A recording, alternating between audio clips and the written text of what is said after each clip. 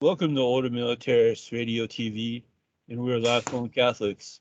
And what we do is all for free, and for our love of Jesus Christ, and for our Holy Mother, the Church. And we'll defend our Holy Mother, the Church.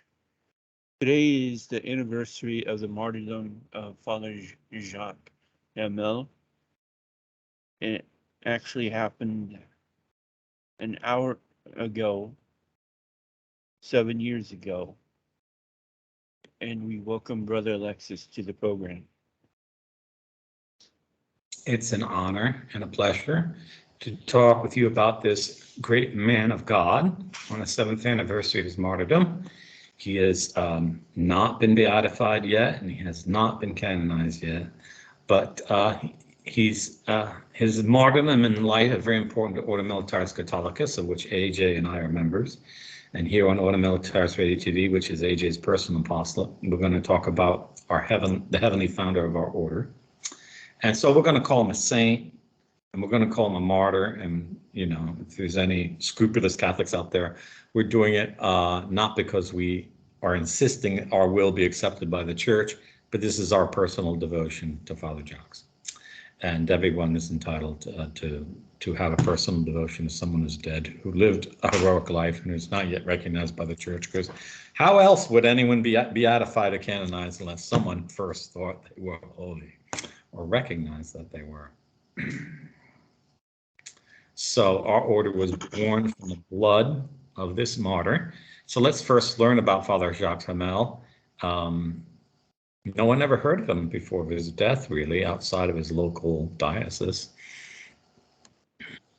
So he was born November 30th, 1930, in Domete, France. At the age of 6, he became a choir boy in St. Paul's Church in Rouen. At 14, he entered minor seminary. He served in the military for 18 months in Algeria. He did not wish to be an officer as he did not want to issue orders to other men to kill.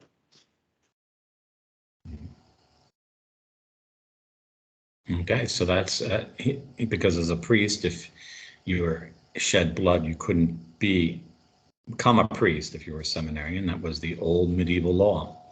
A priest had to be a man who never shed blood. Hamel was ordained as a priest on June 30th, 1958. He served as assistant priest at the Saint Antoine Church in Les Quevet from 1958, an assistant priest at the Notre Dame de Lourdes Church in Sauveterre-le-Rhône from 1967, a parish priest at Saint Pierre's et Le Boeuf from 1975, and a parish priest in Salon from 1988. He joined the church in Saint Antoine du Rouvet in 2000. He officially retired in 2005 at the age of 75, but continued serving as the parish assistant priest. So now from this brief outline, if you notice those dates, Father was a humble priest. He wasn't someone who was always trying to get promoted. It took him 30 years, more than 30 years before he became a pastor. And in modern reckoning, that would be considered a failure for an ambitious man. So he was not an ambitious man. Maybe he was so pure and so holy, they didn't think he'd be able to run a parish.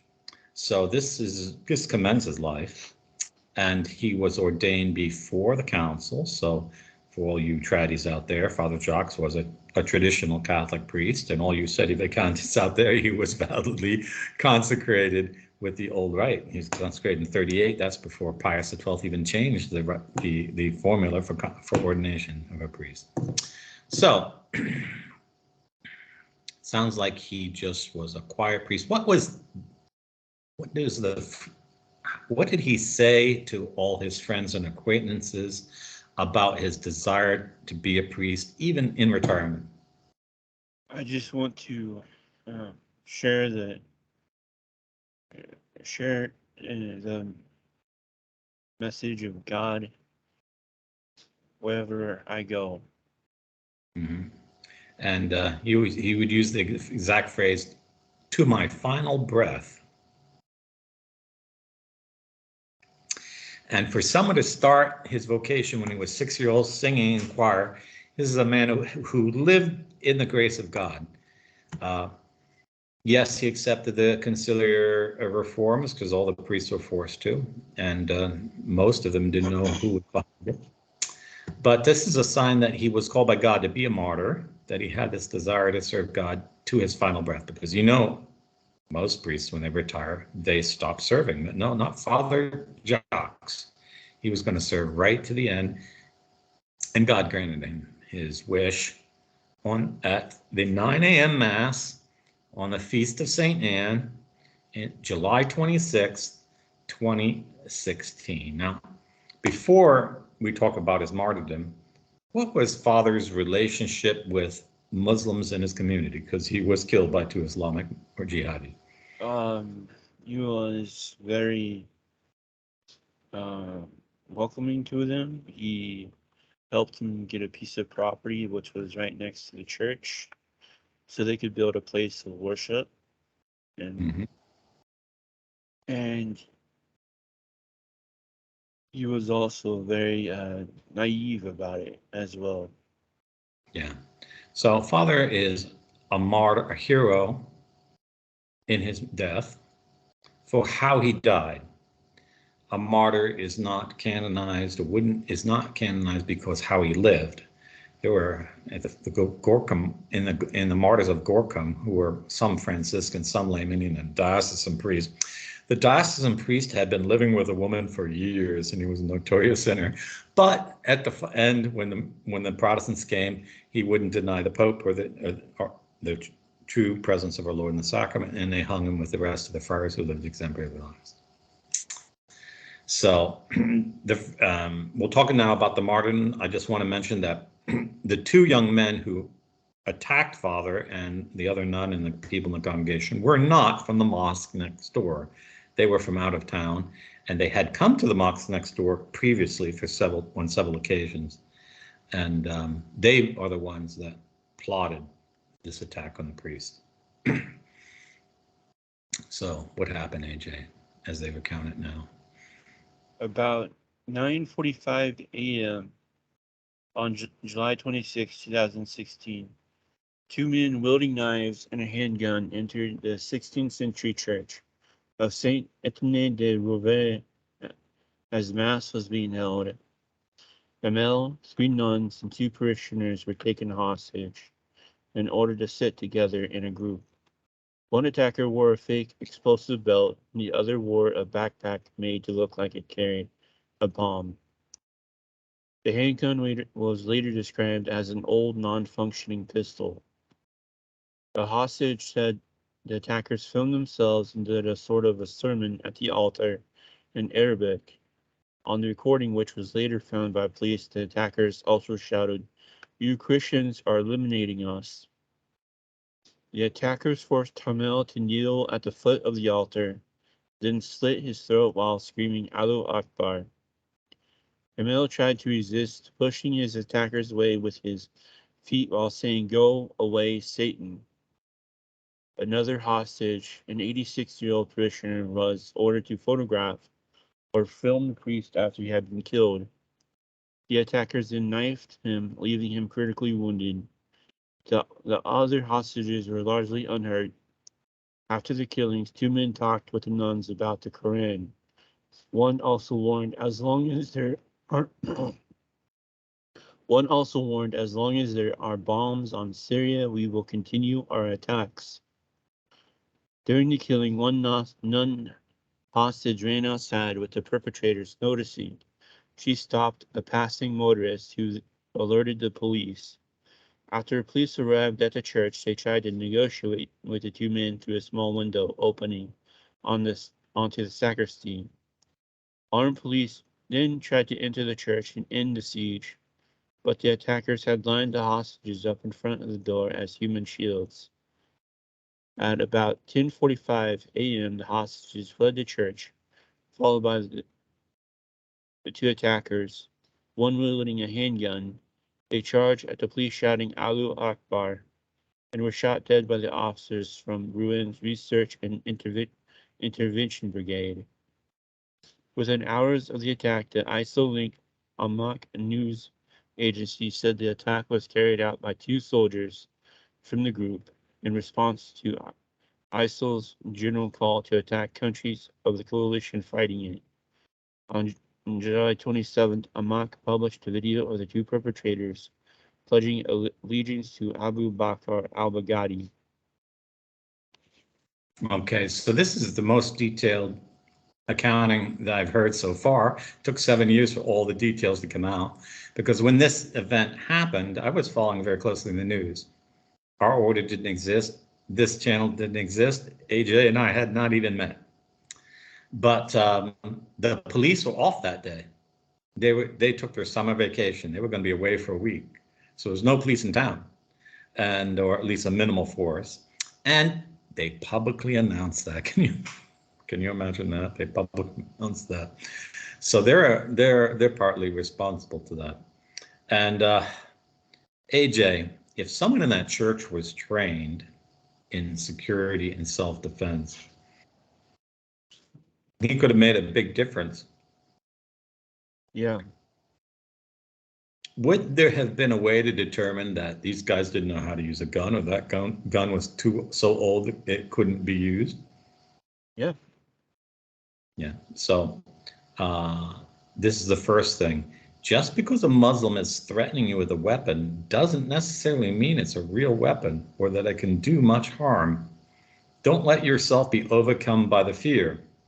9/11, there's a lot of controversies about 9/11, but if it happened that any Muslim pulled a switchblade, not a switchblade, but a razor blade to threaten you with on a vehicle or train or plane, that really can't do much harm if you let him, as long as you don't let his hand get close to your vital veins here in your neck. So don't comply with these people. That's a big mistake. And one of the nuns was also injured and sustained some wounds. And she gave testimony to Father's last words. I want to make one little note. Father said the words of exorcism, which is vade retro satana, and the correct Latin translation is get back, not go away, but get back. It's a bit more forceful. And this shows that he had tremendous courage as much as he could. He was trained in the military, but evidently didn't have, whereas after many so years he forgot, but how to defend himself. But it appears that they murdered him because he was the only man there, or maybe he was going to defend the sisters. So still some details come out, but he laid down his life because what that count doesn't mention, but in previous years they mentioned, they gave him the option of converting to Islam, and he said no way. And that's why they killed him, because he refused to accept the religion of Islam. And that's what makes him a martyr of the faith, killed in hatred of the faith. And according to Catholic teaching, if you die out of hatred that you're a Catholic, you go straight to heaven, even if the church never canonizes you, because you have died for the cause of Christ. What was the reaction of his town, his parish, his diocese, France, the world to his death, AJ?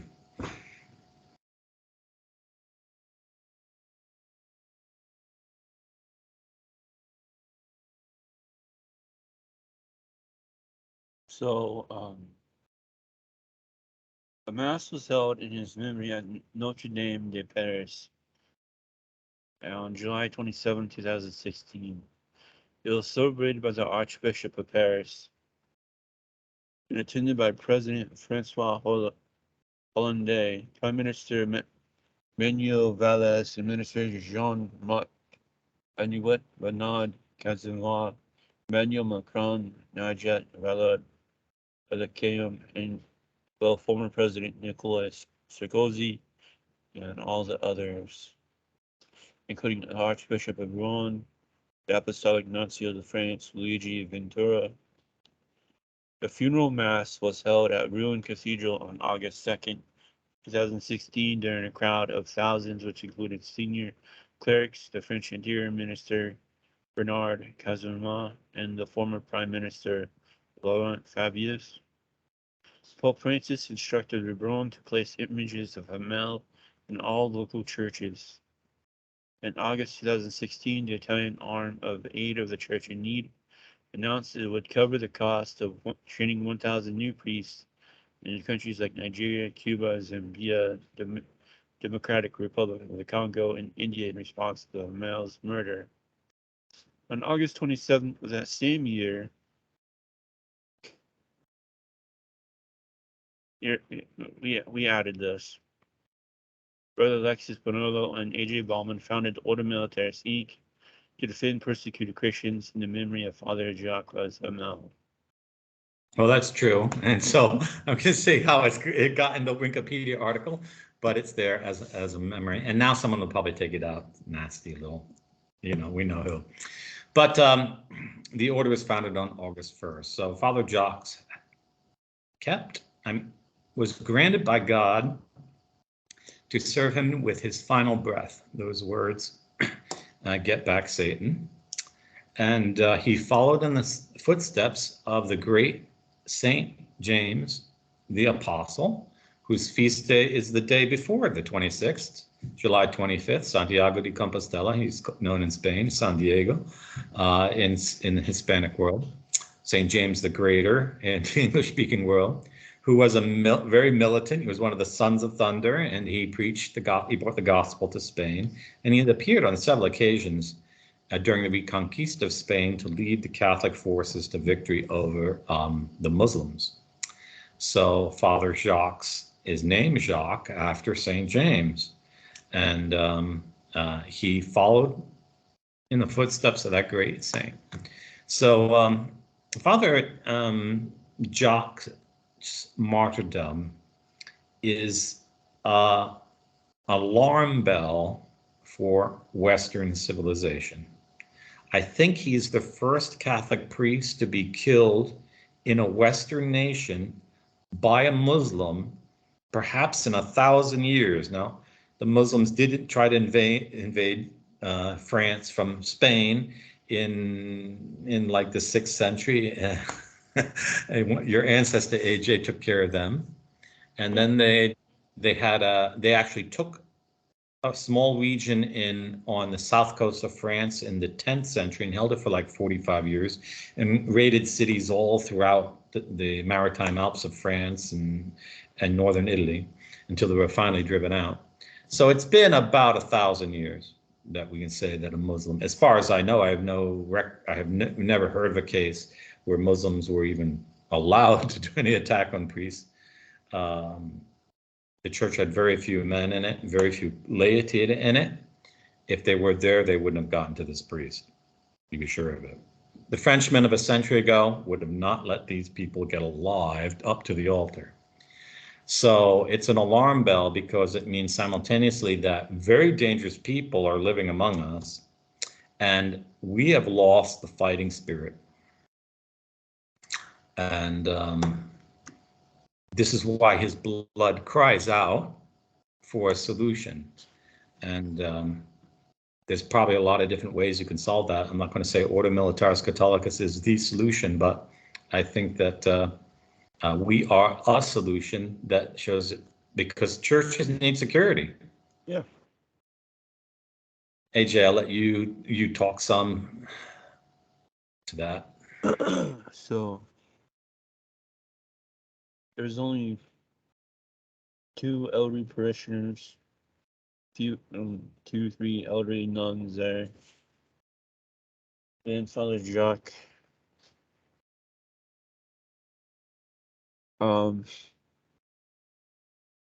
Just thinking about this before you went live, that if the priest is former military, and I would also say that sometimes it's good to have a refresher course for these military veterans who are now priests. All you're going to learn is self-defense, how to disarm the guy, and put them in the, subdue them.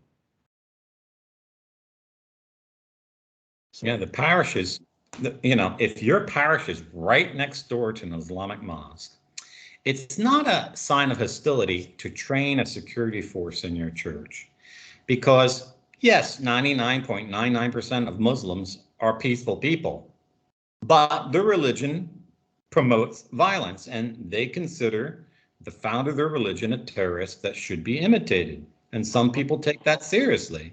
Now, they're not a divinely inspired religion, so most of them don't take it seriously, but some of them do. And these two guys were not from Syria. These two guys were Algerians. And one had been born, I think they both came to Algeria as children or recently. They're not natives of France, but one of them I think was a French citizen, maybe both were French citizens. So that was, for 4 or 5 years, they kept saying, oh, they were Frenchmen who attacked them. No, they weren't, they're Algerians. And these guys watched lots of terrorist videos. They experienced social isolation. That social isolation was manipulated by ISIL, which is an intelligence operation run by the CIA, MI5, and French intelligence. So yes, Father was killed by Muslims, but there's a lot of hands of masonry involved in this too. Yep. And he wasn't the only. There was some years ago, I think it was 2018, 19, at church in southern France, right before election that put Macron in power. There was a person who had their throat slit in a Catholic church, and 2 other people were stabbed. That was in southern France. And they were Tunisians. And but Father not only fulfilled his desire to preach something with his final breath, his voice, as it says of the apostle, their voices have gone out to the ends of the earth. And Father Jacques' final words is a call to arms. It's a call to common sense.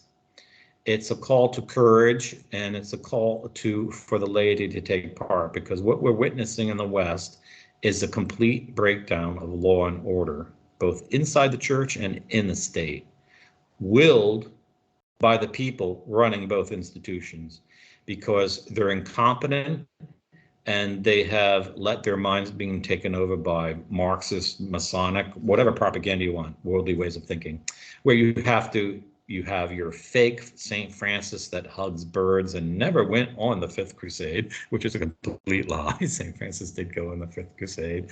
Oh, you have these Franciscans that run around and hug trees, and oh, you shouldn't be violent. You have a security force in your church, and you're next to a mosque, you're threatening the Muslims, which is a complete Marxist dialect.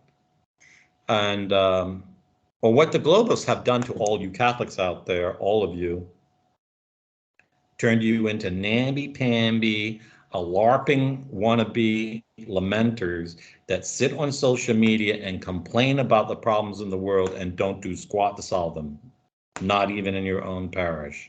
You don't even have the courage to tell your pastor he's doing something wrong rubically. Or if you're in a parish where everything is rubically fine, like the Latin Mass, you don't even have the courage to tell your bishops that he's a heretic when he is. Because, I might lose the Latin Mass. So, that's small courage. That's just respect for God.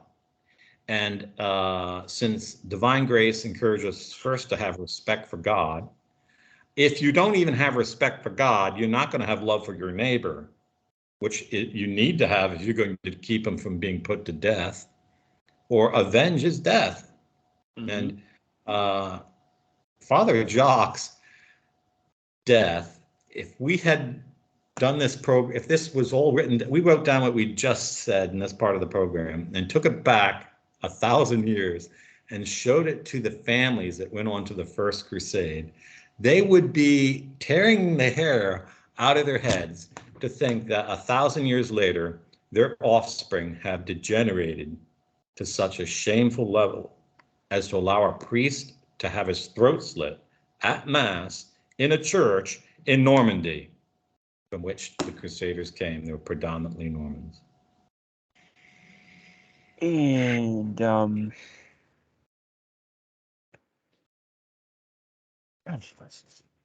that so the CEO of EWTN and the National Catholic Register said, "You can't put your ad into the newspaper and ruffle feathers across the world." Look, you want to do that to protect the Christians in Iraq, the Christians in Nigeria, and now look what we have thanks to your pacifism, your hate for your neighbor, Mr. Michael P. Warsaw. We have a Yep. genocide in Nigeria, a genocide in Artsakh. We have Iraqi Christians disappearing still. A genocide in Iraq, a million disappeared. Um, Oh, so the yeah, riots in France, yeah. over $1 billion of damage. Because you know what's really dangerous in the world?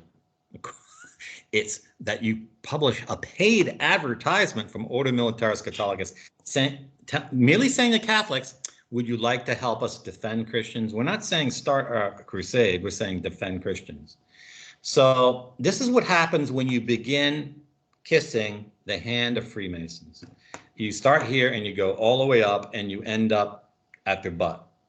And Catholics, I'm going to address myself to Catholics now. Non-Catholics might be watching the show, but I don't feel I have the right to say to non-Catholics what to do. But Catholics, you are villains. You're living as knaves. You have no excuse because you are the best educated generation of Catholic laymen who have ever lived in the West. You are the most prosperous layman. You are the wealthiest layman. And you are the layman who know most of what's going on in the world. You even have Google Maps. You can look at every town mentioned in a news story. Not like the Crusaders who marched off to the Holy Land having never been there and not even know the roads to get there. And you have all the means to help. And yet, you don't do 1/1000th of what the Catholics of Normandy did in 1097 when they hit out to the Holy Land, 1096, 97. So you're not at fault because you don't help our organization. There could be hundreds of organizations like ours. There isn't. Anyone can start one. In any parish, you could start the same organization like ours. I mean, look, I'm a friar, has no money. AJ is handicapped. If we can do it, anyone can do it. And there's Catholics out there that run companies that are worth tens of billions, billions, hundreds of millions, tens of millions, and billions of dollars. And we don't have a penny, and we have done a lot of good in 7 years. Not as much as we dreamed to do, but you could do a lot more. And if you don't do a lot more, you're going to be a footnote in a history book written in Arabic, to put it in the most smoothest way possible, if you're not decapitated and butchered to pieces and burned alive before that. Yep. And both things might happen. And all this talk about gun rights, and there's absolutely no action to use guns. You talk about gun rights to defend your own country, you don't even defend your own countries. So don't tell anyone, like all those talking heads do in the United States, if you don't vote Republican, you're committing a mortal sin. I can't swear, but if I could swear, I would just have sworn, because you don't even advocate defending your own borders, let alone defending Catholic priests in France from having their throats slit like AJ and I do. And to add to your sin, you don't even talk to anyone about our organization. You don't encourage anyone to do the same thing. So if there's any generation who's ever lived in the Catholic Church that actually deserves to be genocided by Islam, it's you. Because you don't give a damn about God. You don't give a damn about the clergy. You don't give a damn about Western civilization, and you don't give a damn about your neighbors. And that's why Muslims are invading the West. Because if you Catholics cared an ounce for these things the way your ancestors of old did, because it's not only the French who fought to take the Holy Land, it's the Spanish who took back Iberia, the Portuguese too, the Italians who drove out hundreds of Islamic invasions, and the Hungarians, the Croatians, the Romanians, the Austrians, the Germans, the Poles, even the Catholics in the Ukraine. They were all involved in defending Western civilization from Islam. Greeks, let's not leave out the Orthodox, the Greeks, the Serbs, the Bulgarians, the Montenegrins, very heroic in battle, the Romanians, valiant defenders, or even you could even say the Maronites, who have held on to their homeland by the force of arms throughout the centuries, and all the Christians around the world who have done similar things. I can just limit to Europeans. But this generation of which you belong, you have to decide what the judgment that you're going to get, because we're all going to die and we all will be judged. And those of you who could do something about it, but have not and will not, or even suppress that anything be done about it, there's going to be more judgment on you than on any Muslim terrorist, because these people are godless and they don't know a thing about God. But you know God, you receive him in the Blessed Sacrament, you know his divine name, and you know all the teachings that he has given you, the blood he has shed for you to save your souls. And you need to pay back something for that. It's not just, okay, I'm going to believe God and say my rosary in my private chapel. You have to pay God back for the blood he shed for you, for the saints he gave for you, and all the good works of all the generations that has brought the faith to you in this generation. And you have to show gratitude, and you have to ask how you're going to do it. Now, in Ordo Militaris, we have an entirely different spirit than the vast majority of you out there, because we don't think like that at all. I don't have a penny. AJ doesn't have a penny. We have dedicated all our time and effort in 7 years to doing the little we can do, which is very little because we can't do much. We raise money for humanitarian aid for Christians being persecuted. We'd love to have a military training camp or a military high school or a police academy to actually train people to get on the street and fight. And we have, if we had just been in the streets shouting for 7 years, neither of us would have a voice. But we barely have fingers left. And I think I put out more than 120,000 social media posts, and AJ's certainly done more than myself, not counting video. So we are not an example because, hey, we haven't even risked life or limb. But I challenge you to do more than we have, because you have more that you could do more. And I encourage all Catholics around the world to start organizations like our own.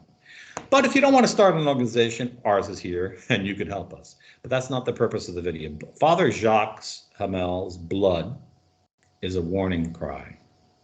And who's going to hear it? And what are you going to do when you hear it?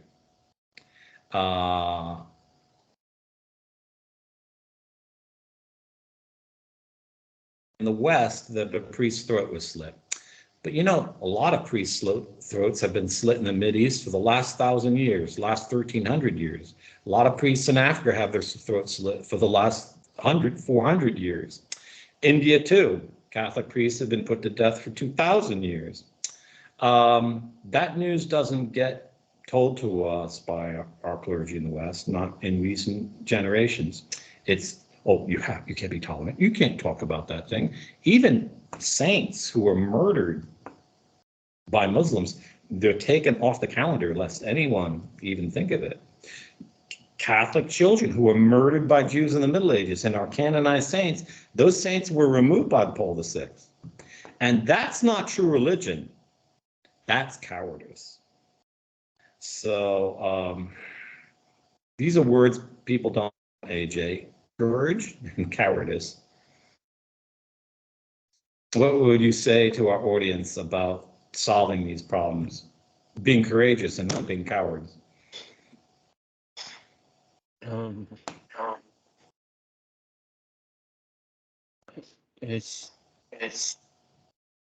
whenever I see the attacks happen, see France burn, and all I can do is just fume, let my blood boil.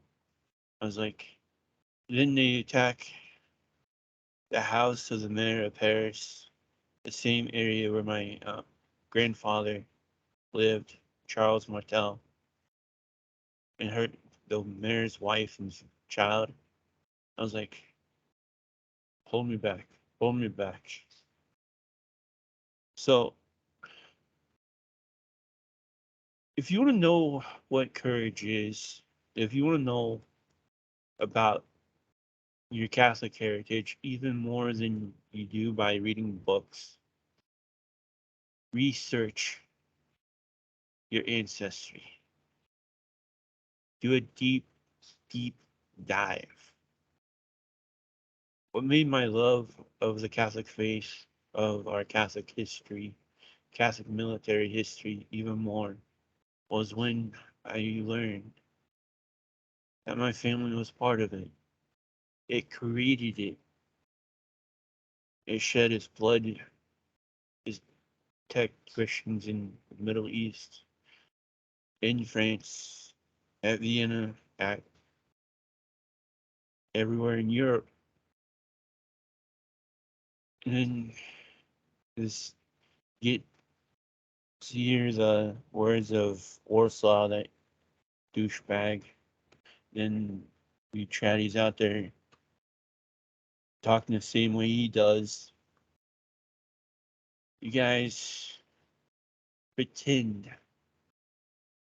You guys are true senses of cowards, or what they would say in the Civil War, yellow belly.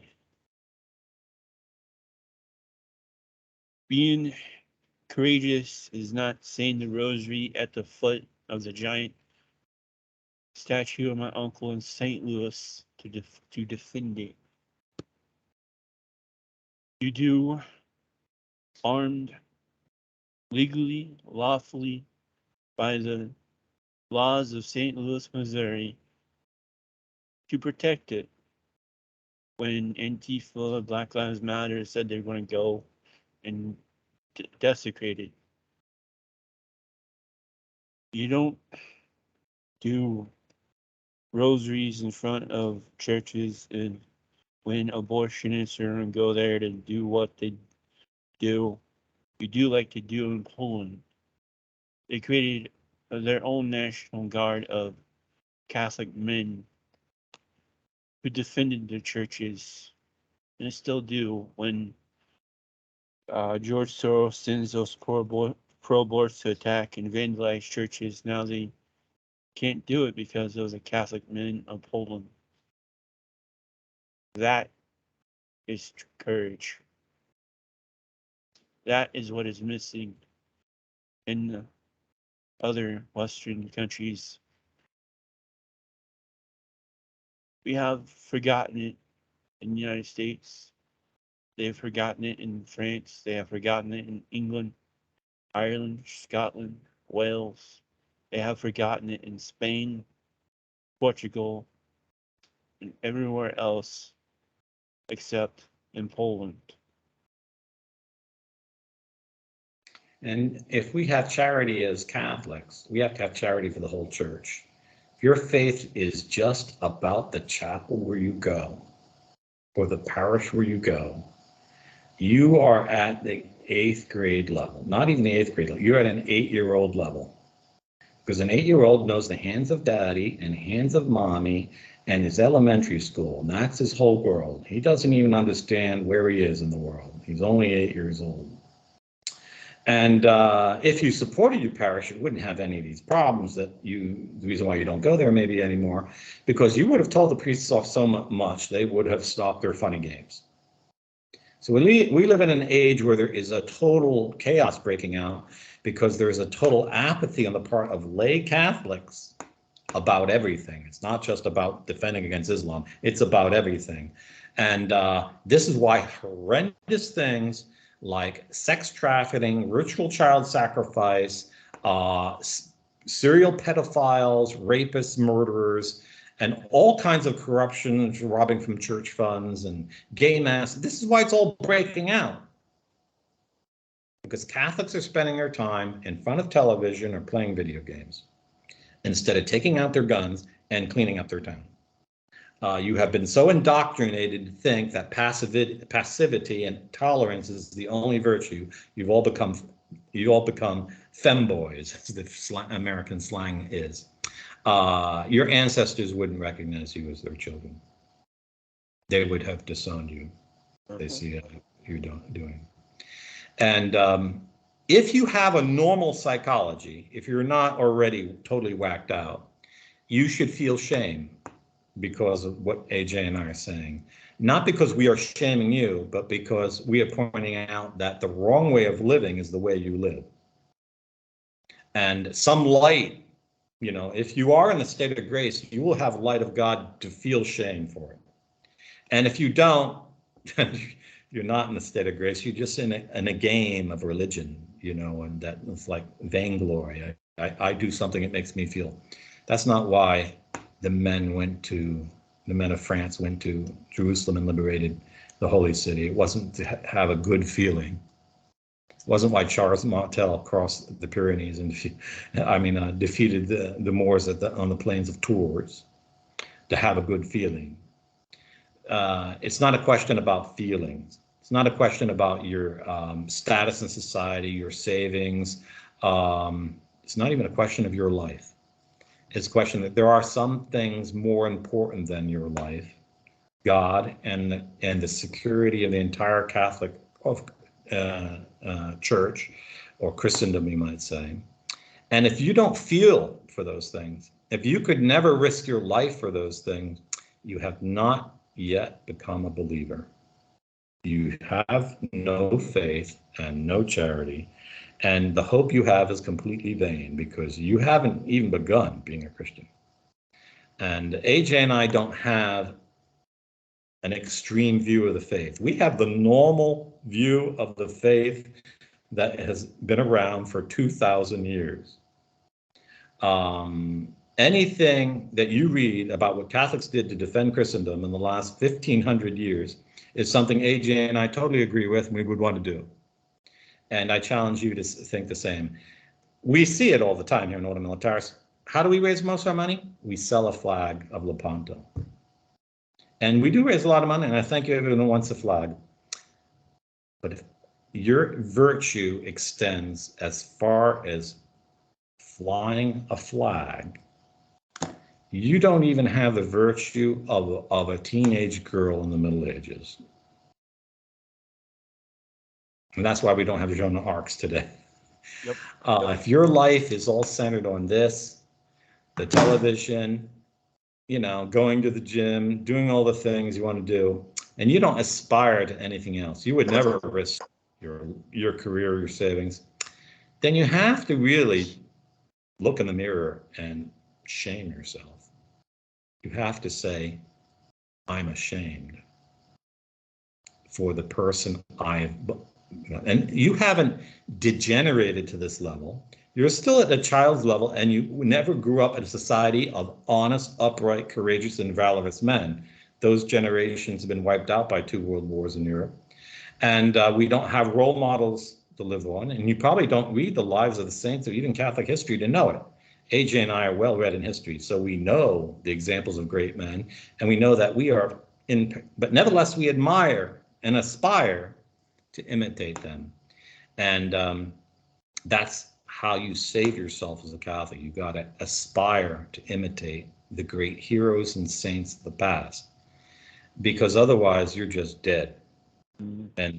And the faith is disappearing so fast because the young people today are not going to be inspired by seeing you say 27 rosaries and worry about the flowers on the altar.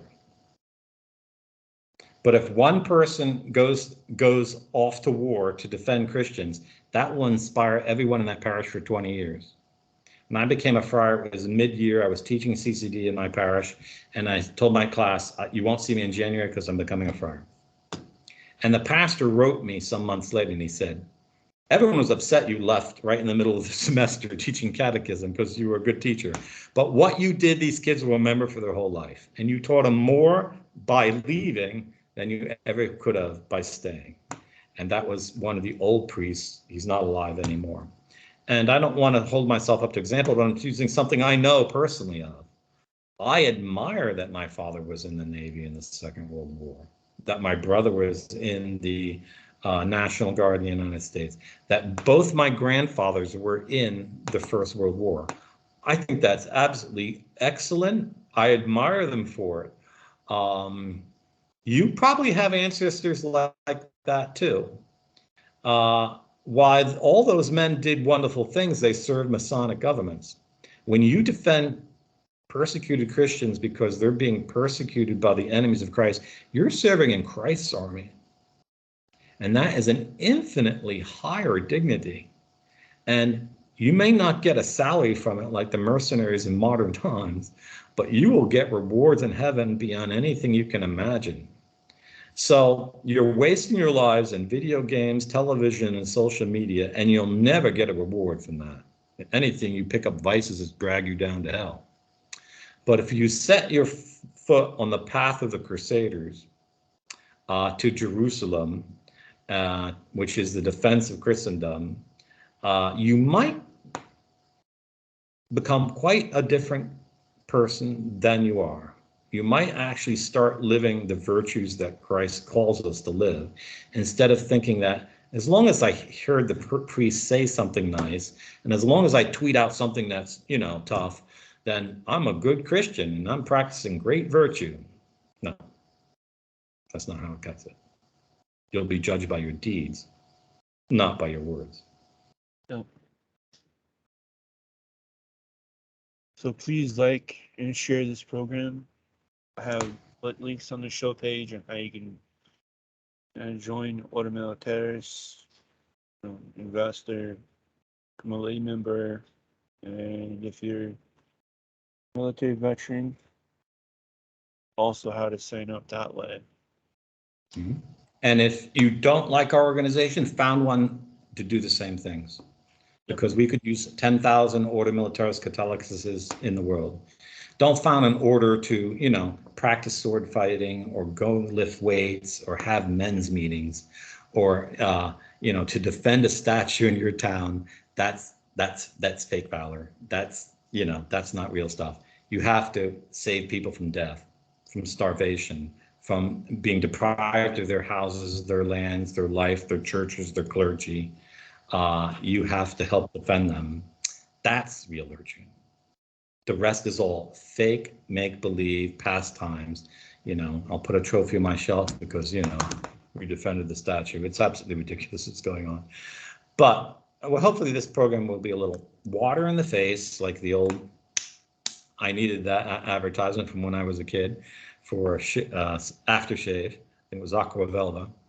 And in a few days, we're going to do a program on Blessed Urban the 11th, because Blessed Urban the 11th's feast day is halfway between the martyrdom of Father Jacques and the founding of our own order. So we also consider Blessed Urban the 11th our heavenly patron.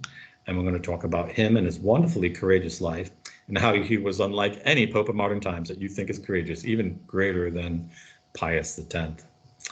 So, and then we'll do a program about the founding of order on August 1st, and we'll tell you a lot about our projects and things like that. So, Father Jacques, final words: get back, Satan. This is a call for us to extract our lives from the satanic Masonic culture of do nothingness and be nothing. Like, I'm great because I'm nothing. Everyone gets a trophy. And get back into the Catholic view of the world, which is really the true traddy world of traditional Catholicism, not the make-believe one of only going to the Latin Mass, of being a courageous person and willing to travel to the ends of the earth for the honor and glory of God. This is Order Militaris Video TV signing off. Deus Volt. Deus Volt.